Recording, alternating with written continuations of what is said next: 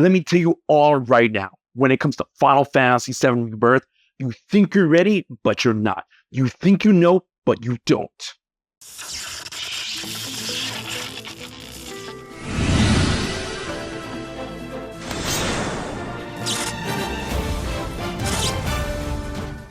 What is good, everyone? It is HMK once again, and I'm proud to present to you my first impressions of Final Fantasy VII Rebirth. I have to thank my friends over at Square Enix for providing me early access to the game, and I'm telling you right now, off the bat, this is Square Enix at their strongest.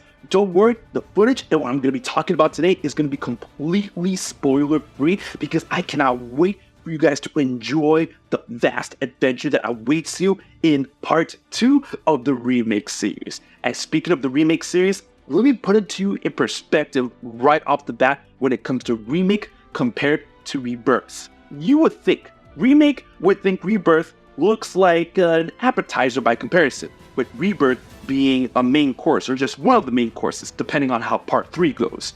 But when it comes to comparing Rebirth to remake, ladies and gentlemen, it is such a vast difference. Rebirth doesn't make remake look like appetizer. It makes remake look like the soup that comes before the appetizer by comparison. And I adore remake. At this point, I'm just gonna gush, alright? Like, don't worry, no spoilers, I'm just gonna go into it. Final Fantasy VII Rebirth takes the system introduced in Final Fantasy VII Remake in terms of gameplay, battles, and traversal, and truly liberates it to a degree that I'm telling you, you don't know. And the game, everything in the game, virtually everything in the game, exemplifies encouraging exploration. And when you explore these vast regions of the big open world, I mean, like, open is kind of like, it's open enough, but it's still, like, I consider open world. Everything you do is incredibly beneficial to you in multiple facets when unlocking new abilities for your party, unlocking new materia, and even unlocking aspects of the characters' relationships that you wouldn't get unless you do certain side quests, which of course helps you when it comes to synergizing with your attacks and your abilities. When you first step out into the world, at first it would definitely seem overwhelming, but the way Rebirth structures everything is incredible. It clicks. Like, you just step out and you play and it just all clicks, and there is a lot, and I mean a lot to do other than the main game, which is pretty beefy. Like, I've been going through it in terms of completing every single region I can and finding every amount of secret and battles and doing every type of side content, including that of the shooting gallery, Fort Condor, using the Chatterley Battle Simulator, and of course, Corey's Blood.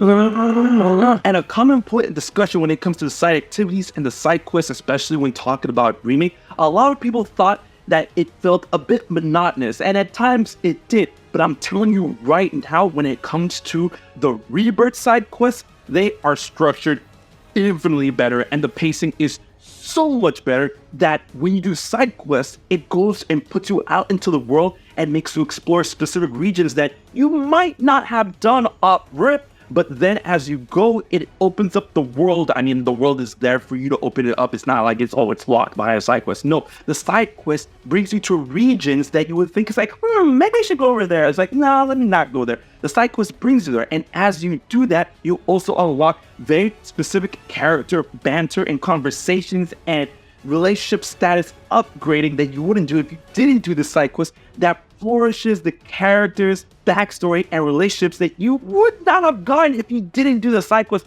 all while exploring the world and gaining new items and gaining new recipes to synthesize and leveling up and doing battles and gaining stuff. And it's insane. It's insane. The gameplay in terms of battle is truly a mark up against that of remake when it comes to the introduction of synergy attacks and synergy limits. I mean, synergy abilities, they're called abilities, I call them synergy limits. They're incredibly fast, they're incredibly fun, they have their own resource meter, and synergy abilities don't really have like a resource meter on their own in terms of using up ATB or using up a limit gauge. So all the party members that you get are fair because you start the game with Cloud, Tifa, Aerith, Barret, and Red 13, and eventually you do get Yuffie. So mixing and matching is truly going to be something that I'm going to be really interested in seeing when it comes to all these people making up their party members and using specific synergy abilities, synergy limits, and seeing how they go into that. It's just, it's going to be great. Now let's talk about the story. I can't talk about the story, but what I will say about the story is that I'm like, the whole time. It literally does not stop. It goes at you hard and fast and doesn't give you time to breathe unless you want to go do side quests, which, I mean, it's a good way to breathe, but it doesn't, and it's amazing, and it's good, and I'm telling you, smiling ear to ear.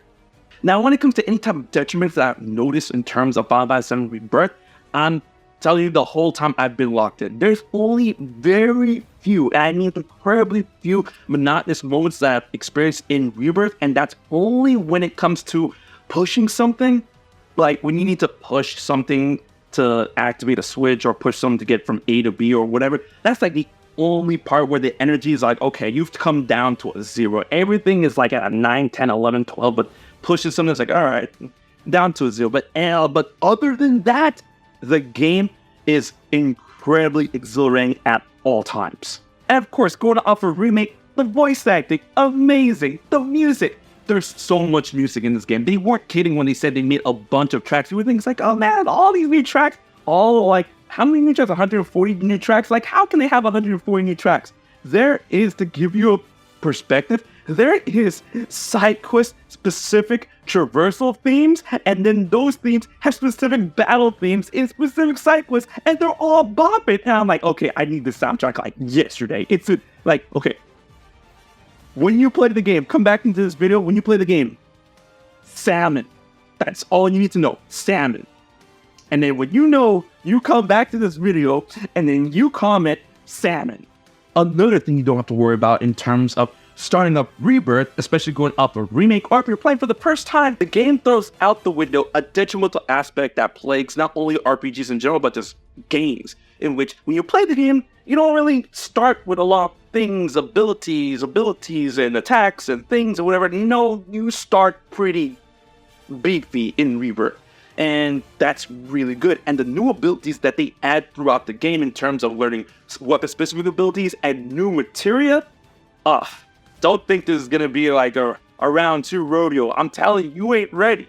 Remake may get you primed up a little bit, but not as much as you would think. It's insane. It's a lot of new, in a good way new, but still familiar. Every character feels fun to play. Towns feel like actual towns. Side quests and gaining money and doing stuff in the overworld is incredibly rewarding and incredibly well-paced. Like I said in the beginning of this video, this is truly, and I've only tasted, like, from what I played, and I played a lot, but in perspective from what even though I played a lot, and I think I played a lot, but in perspective at the back of my mind, like, I took a tiny piece of it. Like, this is truly Square Enix at their strongest. Like, if you had any doubt in your mind about them making games, I never did, but my lord, it's like I'm 7 years old, sitting down in front of my TV, Saturday morning, PJs. I literally played a whole day of this game in PJs. It's peak. It's peak.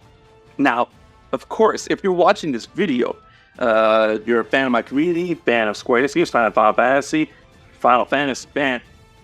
If you're watching this video, I'm pretty sure you're 100% was always gonna get Rebirth, and I'm like, yeah, but I'm telling you right now, like, if anyone had any type of doubts or was worried about a specific aspect, even though they're gonna get the game, it's like, oh, I'm getting the game, but I'm worried about this. Oh, I'm worried about purchasing the game. Will it have this? Like, take it all out. Take it all out. All your doubts, all of your misgivings, all of your, fears, just